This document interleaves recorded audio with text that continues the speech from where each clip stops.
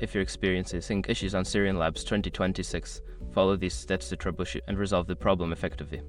Step 1. Check internet connection. Ensure that your device is connected to a stable internet connection. A weak or intermittent connection can cause sync issues. Step 2. Restart the application. Close the SirionLabs application completely and then reopen it. This can refresh the app's connection to the server and resolve minor glitches. Step 3. Update the application. Check for any available updates for the SirionLabs application. Keeping the app updated ensures you have the latest features and bug fixes that may resolve sync issues. Step 4. Clear cache and data.